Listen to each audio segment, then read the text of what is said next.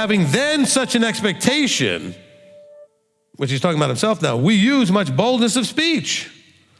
It says, we expect that the Spirit deserves more esteem than the letter because we believe it takes you to that next level, the level that brings life, the level that's transformative, where you grow to another level of you. Look, when you transform into the image of Messiah, are you no longer you? Aren't you still you? But I was gonna say another, but a higher level of you? A better version of you? You're still you though. You're not gonna stop being you, but you're gonna be more you, acting like, feeling like, thinking like, making decisions like him, but still you. Your personality, all your wonderful, unique differences that make you fun and interesting and different, right? But we're going to be very similar in the important ways as he is, coming into alignment with his understanding, the spirit of, how about just the spirit of why you exist? In other words, what was the intention in bringing you into existence? Okay?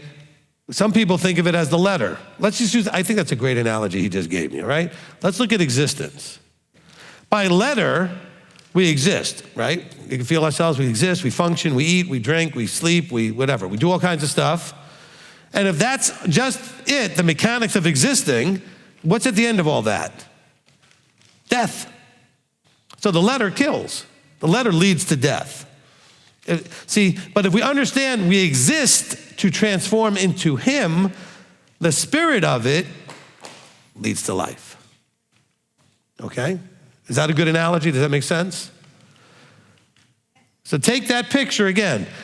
Use us as an example of letter versus spirit. Your existence is the letter of it. You were created, you exist. And you function, somewhat dysfunctionally or functionally, whatever, but you function, and you can make decisions and walk around, and you can talk to people or not, you can interact with people or not, you can kill people or not, you can love people or not, you can eat, drink, whatever you want to do. You can do anything, that's the letter. You exist. Without any understanding of the intention of your existence, that's where you're going to be. What makes us different, wow, this is really good stuff, okay? I didn't know we were gonna go here. What makes us different is that we understand the spirit of why we exist, okay? And I really didn't know we were gonna end up in this place, but I think this is great, because I knew that if I read these verses, he would give me an understanding as we're reading them, okay? Because my notes just says read chapter 3. That's all my notes say, all right? But that analogy, I think, is really, really, really spot on, okay? Now, he made us just like he gave them the Torah.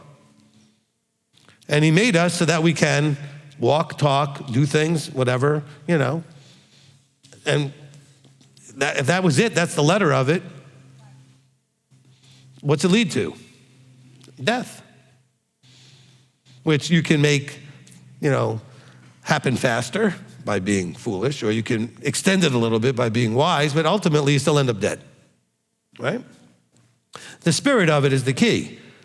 See, one of the reasons you are here, I mean here like as in this room or those watching, whatever, you're trying to figure out the spirit, not of the law, not of what this or that. You're trying to figure out the spirit of why are you even existing? What was the intention or the purpose, or as he saw it, the depth of why he put you here? See, the letter of your existing is that you exist. The spirit of you existing is that you're to learn how to become him so that you can really live. I think that's a great analogy. Praise Yah, thank you for that analogy, okay? Because that's really where we're at right now.